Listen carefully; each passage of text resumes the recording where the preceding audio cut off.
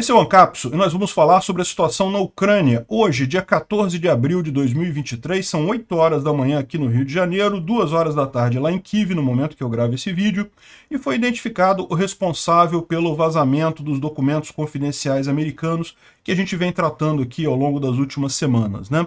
É um soldado da Força Aérea Americana baseado em Massachusetts, de nome Jack Teixeira, de 21 anos.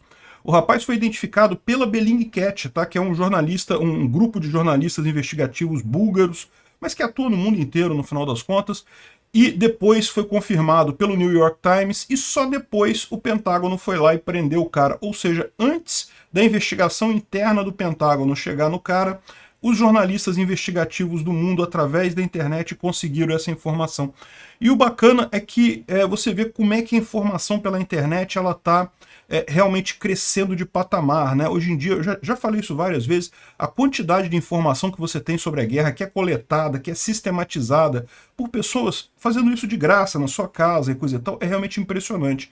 O nível de informação que a gente tem sobre essa guerra é equivalente, um pouco aquém ainda, mas equivalente ao que tem os organismos de inteligência dos próprios países, as próprias organizações de inteligência, né? Isso a gente viu pelos próprios documentos vazados. Daquilo que foi vazado ali, muito a gente já sabia, já tinha essa informação aqui da internet. E é o que eu falo para vocês, né? A informação descentralizada e distribuída tira essa simetria de informação, né? Se você pensar 20, 30 anos atrás, o governo sempre teve muito mais informação sobre tudo, sobre a sociedade, sobre as guerras, sobre qualquer coisa. Tinha muito mais informação do que a pessoa normal da sociedade. Hoje em dia, você quebrou um pouco essa simetria de informação. Ainda tem diferença, não vou negar isso, ainda a informação que o pessoal tem lá nas agências de segurança ainda é um patamar acima, mas está chegando quase no mesmo nível. Eu fico me perguntando onde é que vai parar isso, porque eu acho sim que a informação pela internet em algum momento vai ultrapassar a capacidade de estruturas hierárquicas governamentais de fazer isso, né? Bom, e dessas informações que vazaram, a gente tem mais algumas bombas importantes. Primeiro, 3 brigadas russas, Spetsnaz, que são brigadas de elite da tropa russa, perderam entre 90% e 95% dos seus combatentes, da sua força de combate ao longo dos últimos meses lá na Ucrânia, né? Ou seja, isso é uma perda irreparável para a Rússia. São brigadas de elite, o pessoal com alto grau de treinamento, até eles recuperarem essa tropa vai levar muitos anos mesmo. E houve uma tentativa do Gerasimov, que é o comandante, né, o chefe do Estado-Maior russo, e é o comandante da Rússia nessa guerra, de entregar a guerra para a Ucrânia. O que tá dizendo ali é que havia um plano para eles entregarem a guerra para a Ucrânia no início de março, né? Se isso aconteceu ou não aconteceu, se está acontecendo nesse momento, a gente não sabe. O fato é que, se você lembrar do que aconteceu no início de março, foi mais ou menos na época daqueles ataques a Vuhledar, que realmente mataram muitos russos ali, né? Será que foi isso? Será que aquilo ali foi feito de propósito para acabar com a capacidade russa nessa guerra? A visão que o pessoal está tendo é que o Putin virou um problema.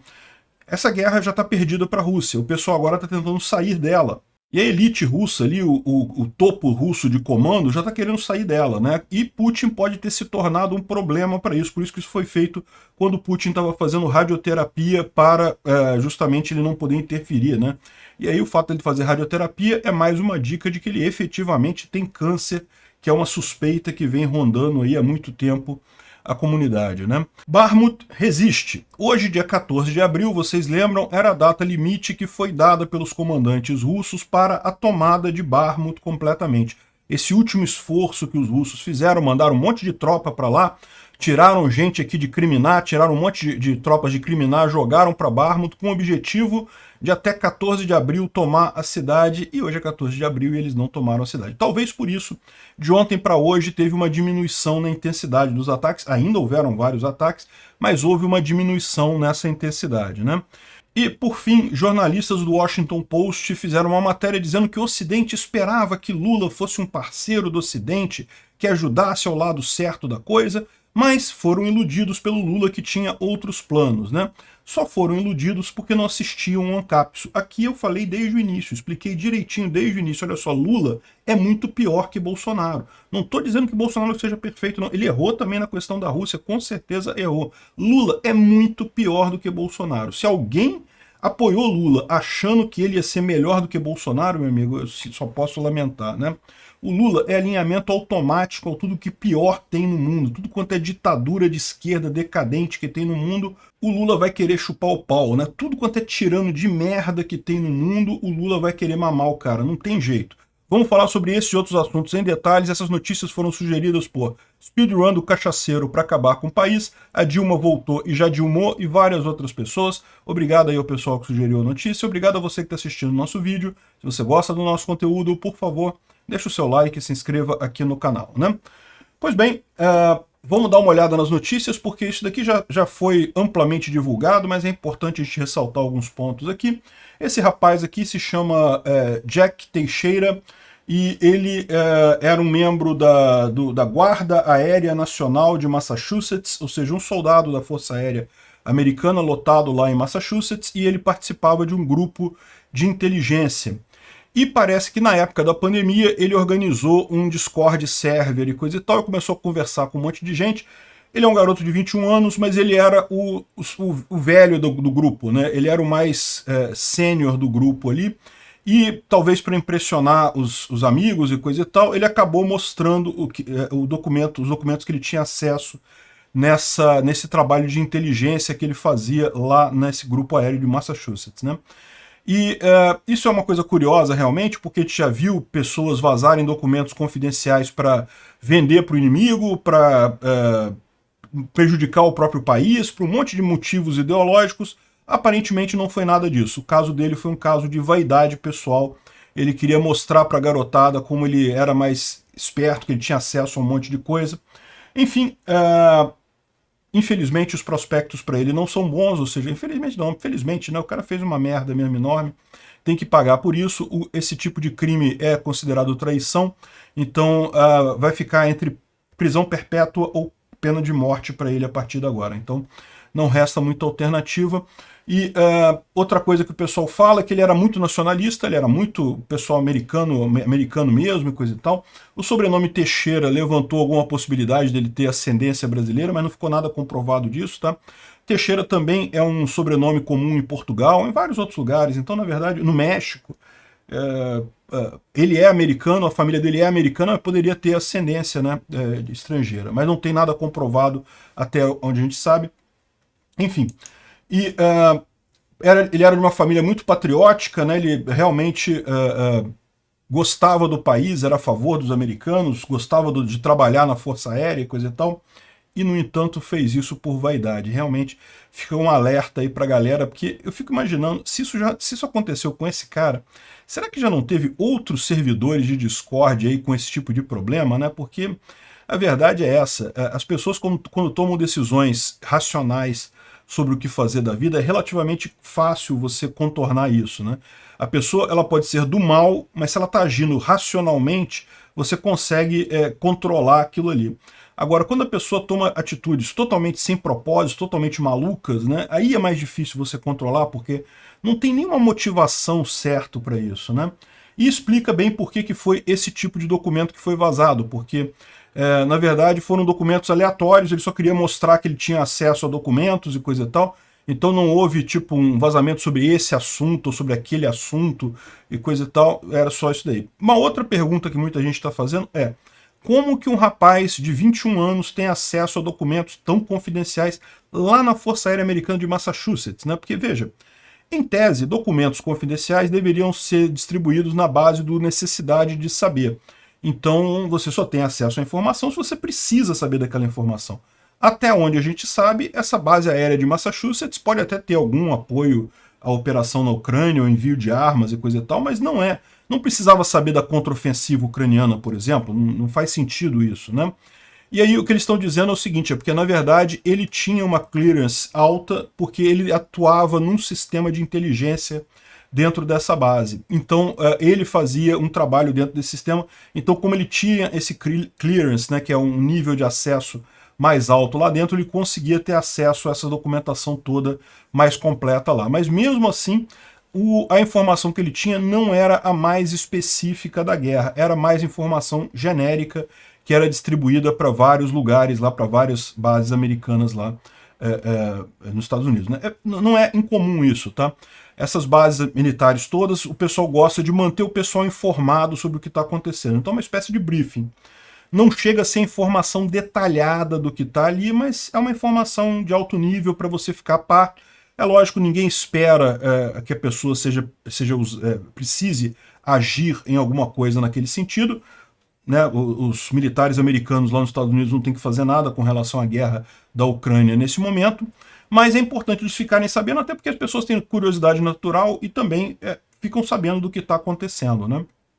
Agora, ele tinha acesso, além disso, ele tinha acesso realmente a documentos bem mais sérios aqui. É lógico, isso vai virar um padrão bem mais restritivo lá na inteligência americana, isso é uma luta constante, esse tipo de coisa, e é o que a gente fala sempre em segurança de informação. Vocês sabem, né? Minha área de origem é segurança de informação. Trabalhei a maior parte da minha vida profissional com isso. Isso é justamente o grande desafio. A parte mais fraca da corrente, tipicamente não é o sistema, não é falha de hacker, não é nada disso, é a pessoa. As pessoas são o elo mais fraco na corrente da segurança, né? Exemplar. Um exemplo do que não deve acontecer, né? Um exemplo negativo.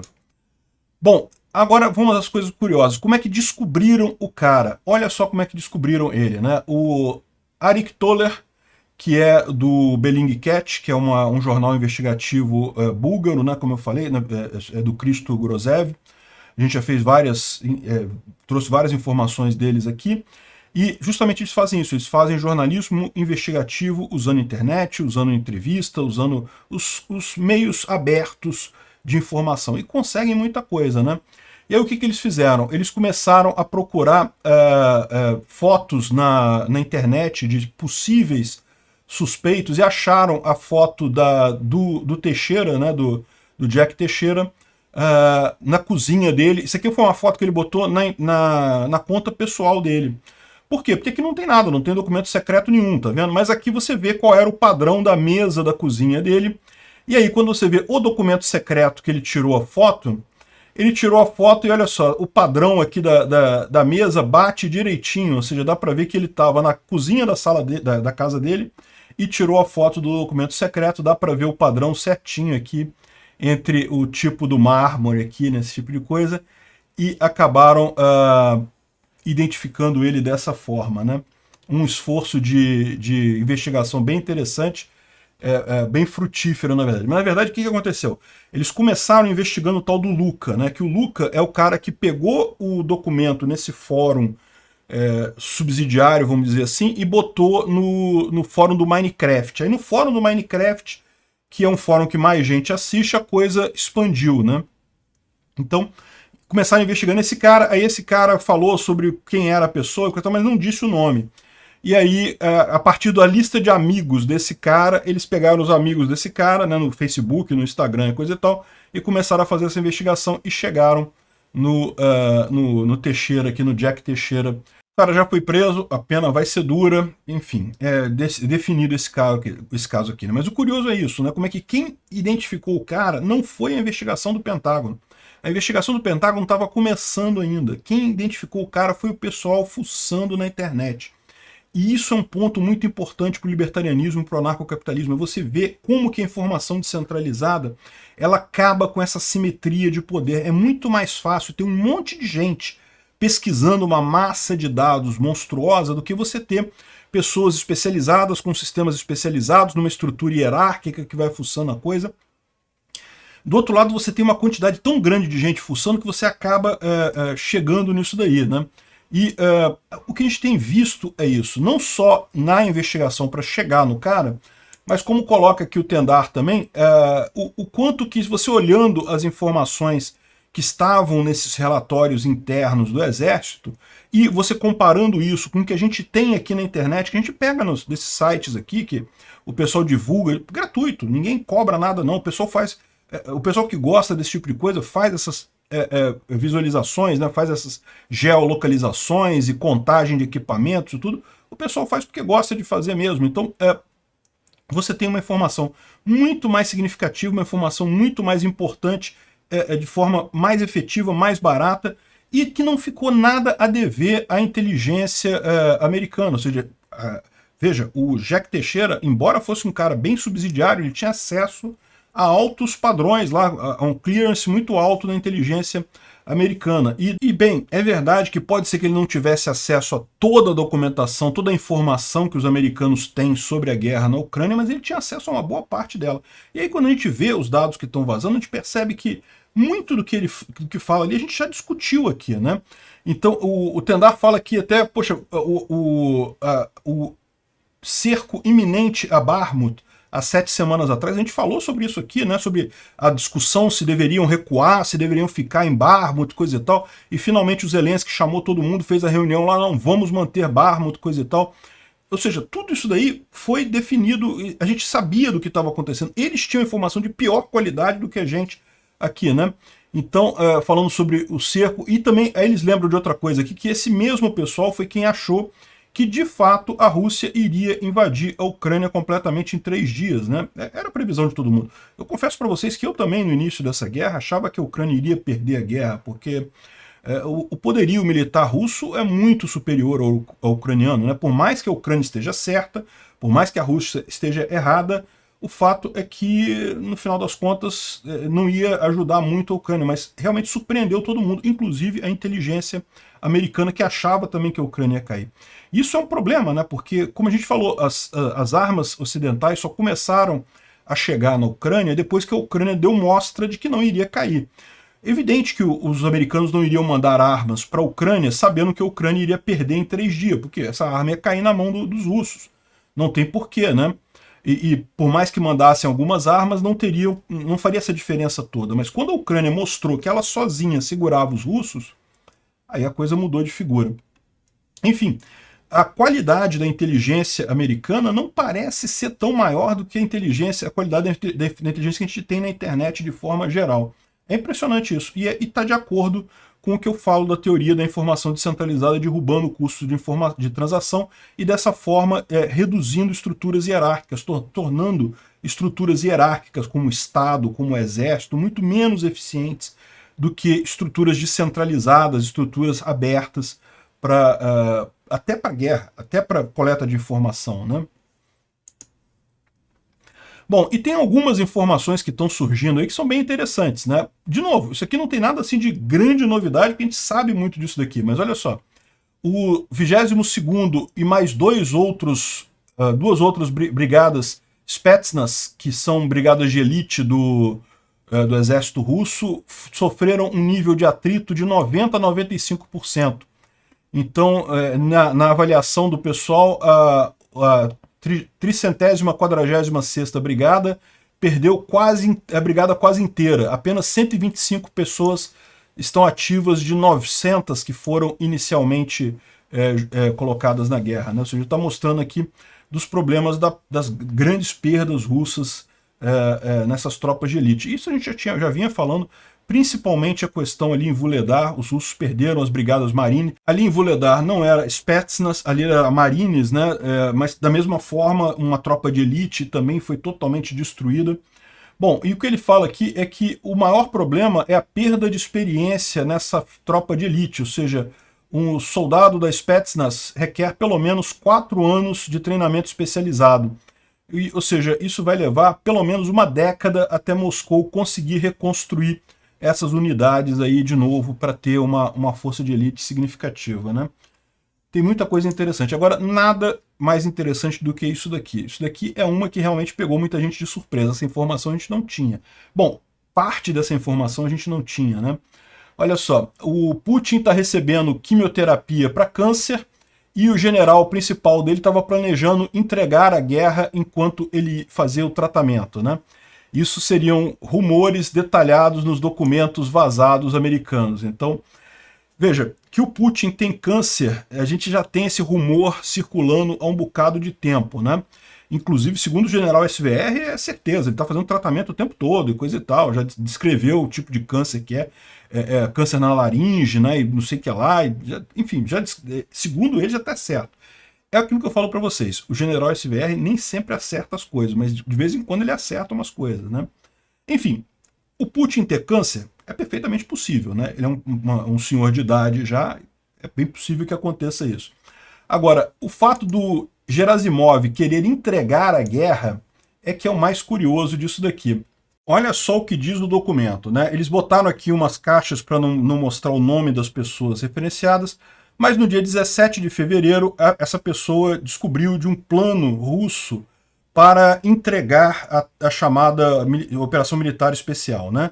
Isso presumivelmente seria uma tentativa de sabotagem do presidente russo, do Vladimir Putin.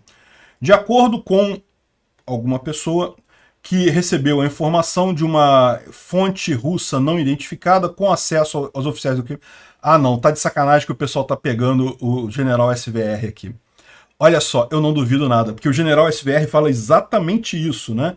Que ele é uma fonte com acesso a oficiais do Kremlin. Não sei, pode ser que tenha outra, mas enfim. A Rússia planejou mandar recursos de Taganrog na Rússia para Mariupol e focar sua atenção no fronte sul. De acordo com essa fonte, o plano para a ofensiva era, na verdade, uma estratégia feita pelo Conselho de Segurança russo, o Patrushev e o Gerasimov, para sabotar o Putin. De acordo com essa pessoa, o Gerasimov se opunha à ofensiva e dizia que as forças armadas ucranianas tinham capacidade superior às da Rússia e que a Rússia iria sofrer muitas causalidades se procedesse com a ofensiva.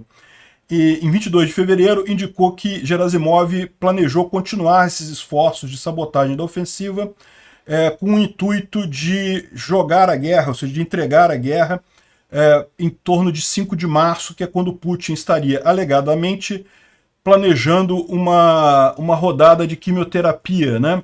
E não poderia afetar esse plano.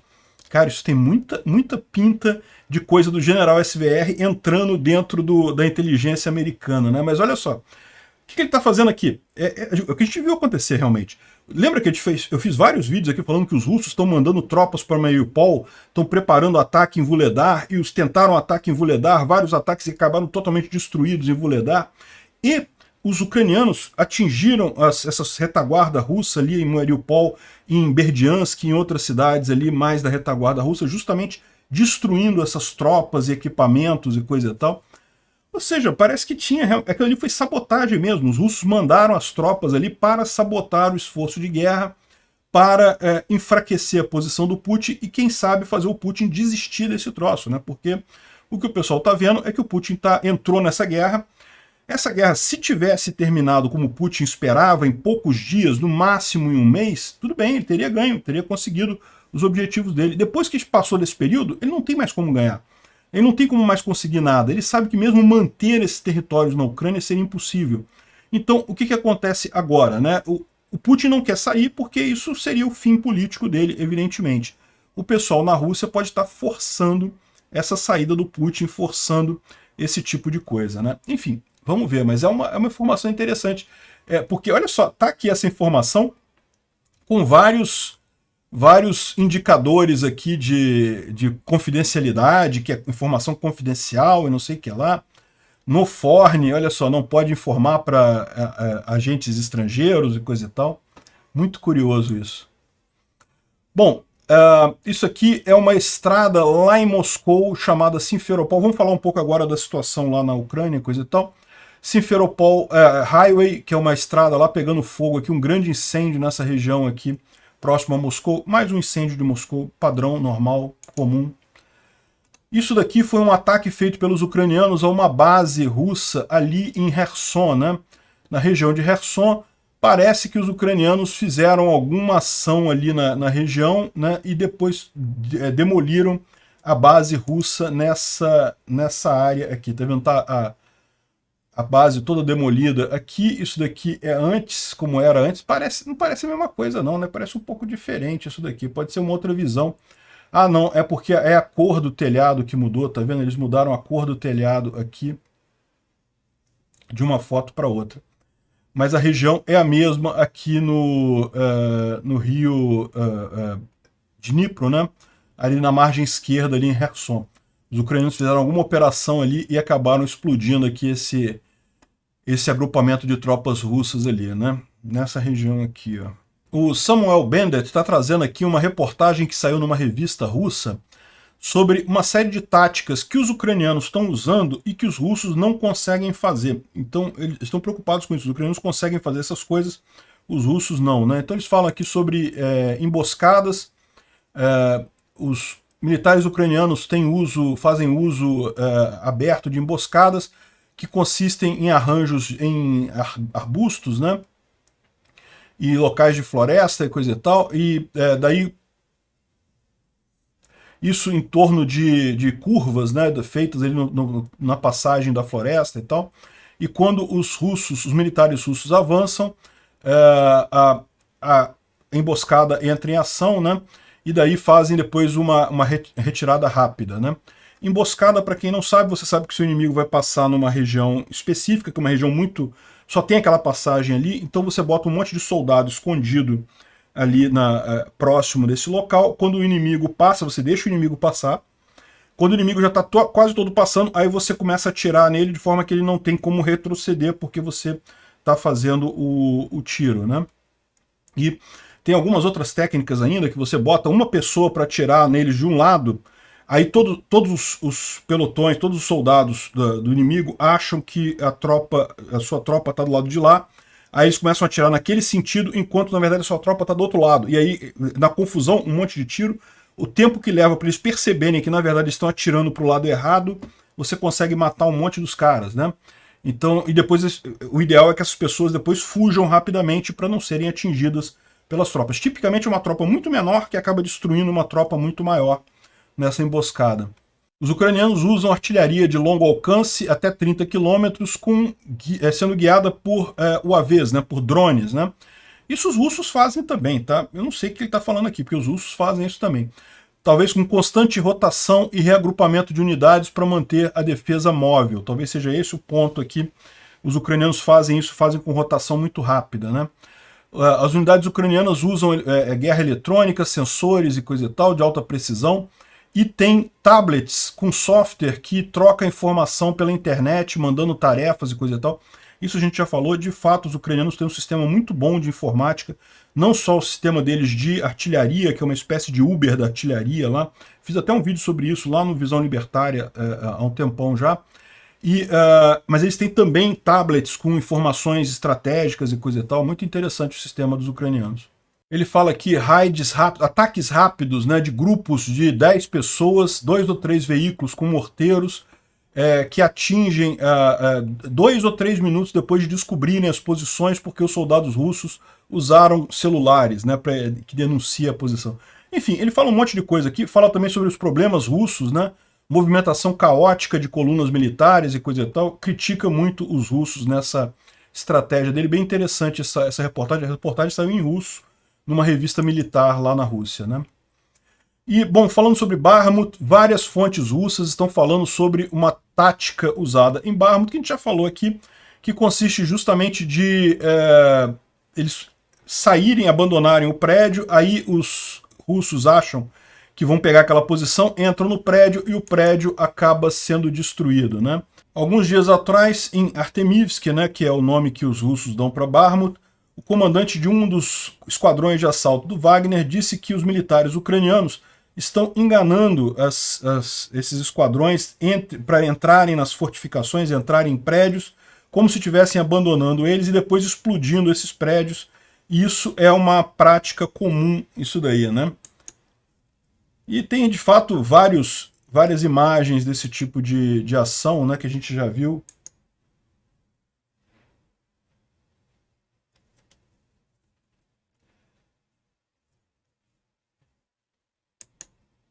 Tem outro aqui.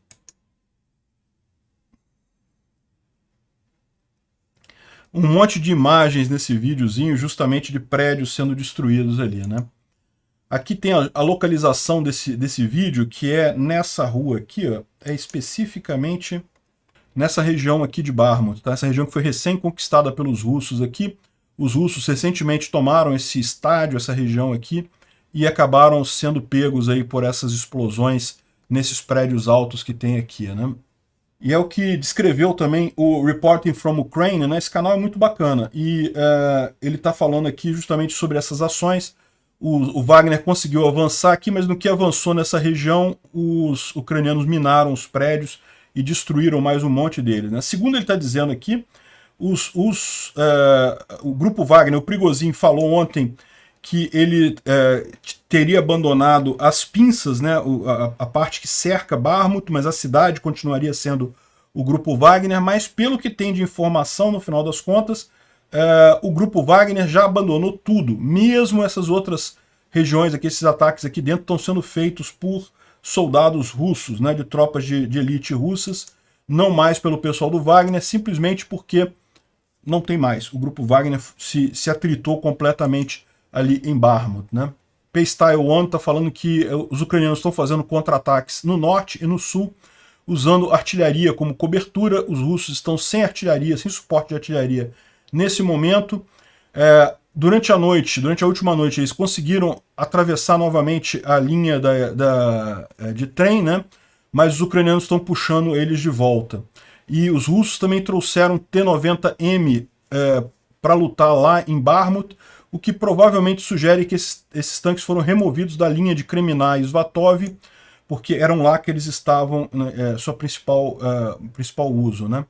Ou seja, mostra realmente aquilo que a gente falou, os russos trouxeram muitos equipamentos, muitos soldados, muitas tropas aqui do norte. Isso era exatamente o que os ucranianos queriam, porque agora eles podem destruir esses equipamentos todos e os russos vão estar enfraquecidos nessa região aqui, que é uma região muito mais estratégica do que Bakhmut no final das contas, né? Aqui um mapinha do Noel mostrando como é que está a situação em Bakhmut, mas você pode ver, não tem nenhuma grande mudança, né? Teve uma foto que os wagneritas publicaram deles mostrando que tomaram um prédio, coisa e tal, mas é um prédio que a gente já sabia que estava na mão deles já há algum tempo, não teve nenhuma grande novidade aqui, né? Bom, o Instituto para Estudo da Guerra fala que do risco que está sendo considerado pelos ucranianos de que a Rússia, mesmo depois de derrotada nessa guerra, ela pode, em algumas décadas, estar recomposta e novamente ameaçar a Ucrânia, né?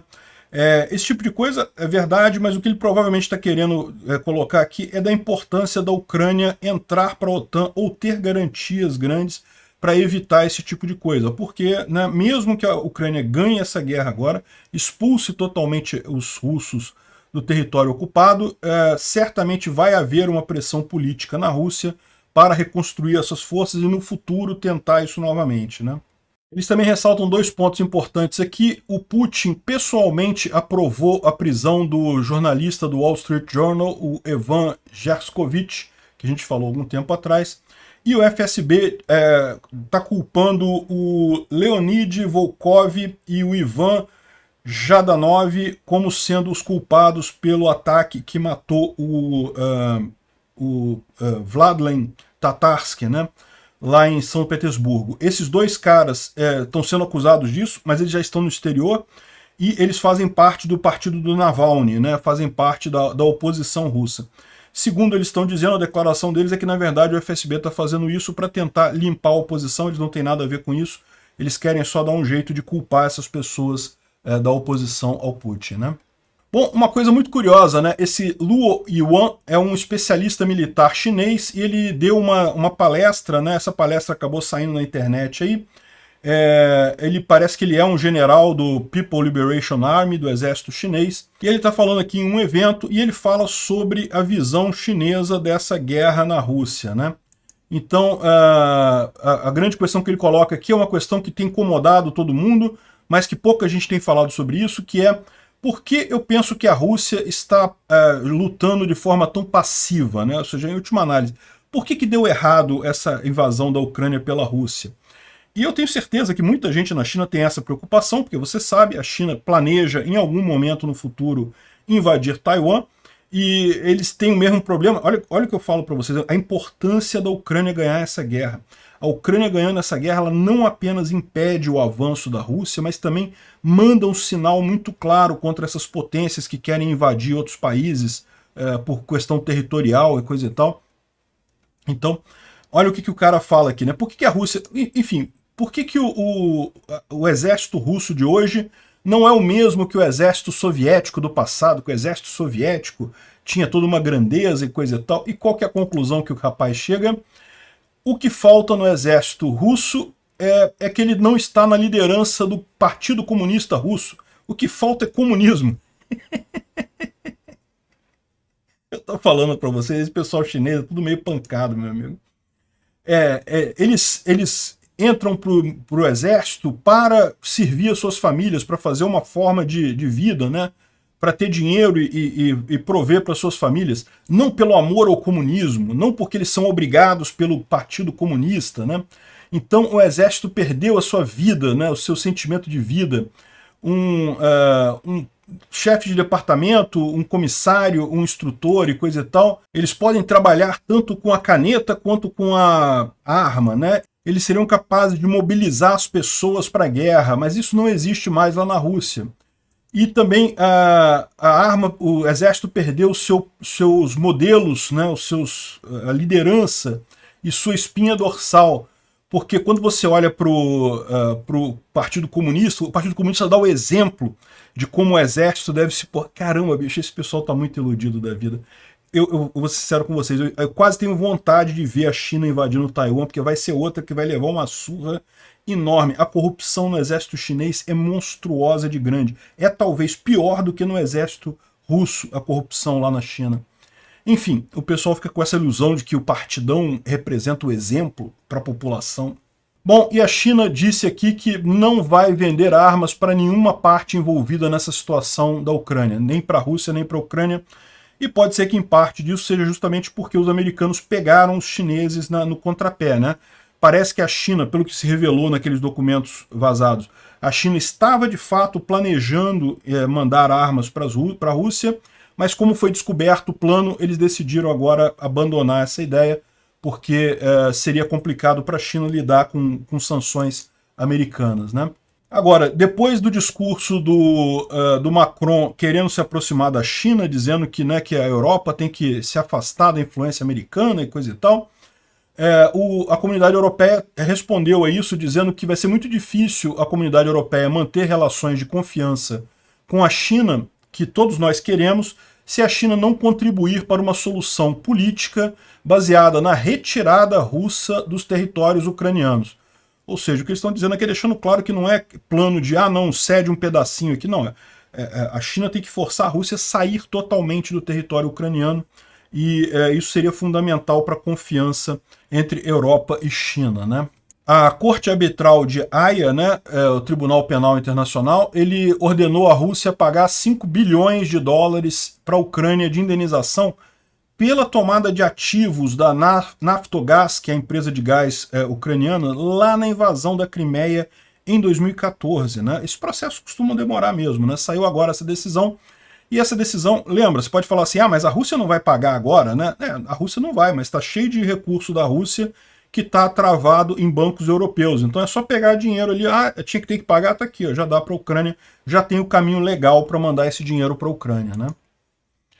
Bom, uma outra coisa que está chamando a atenção, os russos tiraram uma foto aqui na linha de frente com um T-54 ou T-55, que esse daí é o último tanque produzido depois da Segunda Grande Guerra. Depois desse já vai ser o T-34, que é o tanque que os soviéticos usaram na Segunda Grande Guerra, né? E esses tanques, quando começaram a ser enviados para a linha de frente, o pessoal estava falando, não, eles estão sendo enviados só para peças de reposição, ou para ficar na retaguarda e coisa e tal. E o que a gente está vendo aqui, não. Esse cara aqui está na linha de frente com o T-55. A inteligência ucraniana diz que já sabe quem é o soldado que decapitou o soldado ucraniano naquele vídeo absurdamente tosco que circulou há um tempo atrás. Eles já têm a informação e vão agir nesse sentido em breve, né? Uma outra coisa curiosa, isso aqui está sendo motivo de piada. A RIA Novosti, que é uma das principais televisões lá da Rússia, entrevistou esse soldado aqui russo, né, dizendo que não, que a gente viu os tanques Leopard em várias ocasiões aqui próximo a Kherson, e que nós conseguimos, inclusive, roubar uma unidade de sabotagem capturou um tanque Leopard, coisa e tal, só que a gente não conseguiu trazer ele para a retaguarda, então tivemos que afundar ele num pântano. Porque... Isso é um fato, os leopards estão aqui, a gente já pegou um deles e já afundamos num pântano. Ah, tem foto de alguma coisa? Se tiraram uma foto antes de afundar ele? Não, não lembramos, pô, foi tão rápido, coisa e tal. Mas afundaram no pântano. Aí virou motivo de piada, né? Que história é essa? Capturaram um leopard e afundaram no... E não tiraram uma foto nesse dia, nesse momento que todo mundo tem celular que tira foto e coisa e tal, tudo documentado, não tiraram uma imagem do coisa, né? O Dmitry está trazendo aqui, até os próprios russos estão falando, ah, pô, para com isso, né? Aí é sacanagem, né? Teve um caso de um opositor russo aqui que botou macarrão no ouvido para dizer que isso é uma expressão russa, que é colocar macarrão na orelha de alguém, que é justamente quando alguém está mentindo para você, né? Mentir, o cara está falando alguma coisa, tentando te enganar com alguma informação, aí a expressão em russo para isso é colocar macarrão no ouvido, né? E aí ele assistindo o Putin, ele botou o macarrão no ouvido aqui, dando a entender que o Putin está falando mentira com ele, tá botando macarrão no ouvido dele, coisa e tal, e parece que ele vai ser multado por isso. 1.600 euros a multa que ele vai ter que pagar. Bom, sai aqui mais informações sobre o Brasil ter se recusado a fornecer armamento para a Ucrânia. O Super Tucano foi um pedido da Ucrânia para ser usado nessa guerra. O Brasil não quis vender, tá? Não é dar não, tá? Vender os aviões para eles. Também a questão dos Leopard 1, da munição, a gente já sabia disso e coisa e tal. E, enfim, o Brasil realmente está jogando contra nessa guerra, né? Não tem como dizer. Esse negócio de, não queremos ficar neutros, isso não existe. Um país invadiu o outro, não tem neutralidade possível, você tem que ficar do lado certo, não tem como ficar de outra forma. Daqui a pouco o pessoal vai ter dificuldade de explicar por que a gente ficou nessa posição. É a mesma coisa na Segunda Guerra Mundial. A Alemanha invadiu a Polônia. Não, vamos ficar neutro, porque né, no final a gente não sabe, coisa e tal. Olha o grau de corrosão moral que isso vai causar no Brasil no futuro, esse absurdo desse posicionamento do governo brasileiro, né? Além disso, tá vindo o Lavrov aqui, a gente já falou, né? Tá vindo aqui pro Brasil com uma mala postal de 5 toneladas, que ninguém sabe o que tem nessa mala postal, que não pode ser inspecionada pela Receita Federal, não pode ser inspecionada pela Polícia Federal.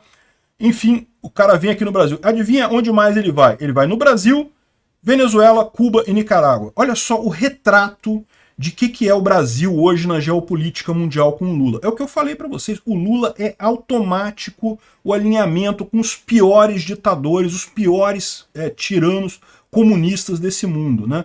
Bolsonaro errou com a questão da Rússia? Errou. Mas o Lula é muito pior nesse sentido, né? E aí até o pessoal agora nos Estados Unidos está começando a perceber o problema, né? O Washington Post diz aqui que o Ocidente esperava que Lula seria um parceiro, coisa e tal. É o que eu falei, é porque não ouviram o meu canal. Se ouvissem uma cápsula, eu avisei ao longo do ano passado inteiro, Lula é muito pior que Bolsonaro na questão da geopolítica mundial. O Lula é alinhamento automático com tudo quanto é merda de ditadura que tem nesse mundo. O Lula vai alinhar automaticamente essas porcarias, vai colocar a gente no lado errado da história. É o que está acontecendo, infelizmente. Obrigado por assistir o vídeo até o final. Além de curtir, compartilhar e se inscrever no canal, considere se tornar patrocinador com valores a partir de R$ 1,99. Clique no botão Seja Membro abaixo para saber as condições e vantagens de patrocinar o canal. Mais informações sobre o nosso projeto, visite nossos sites indicados na tela.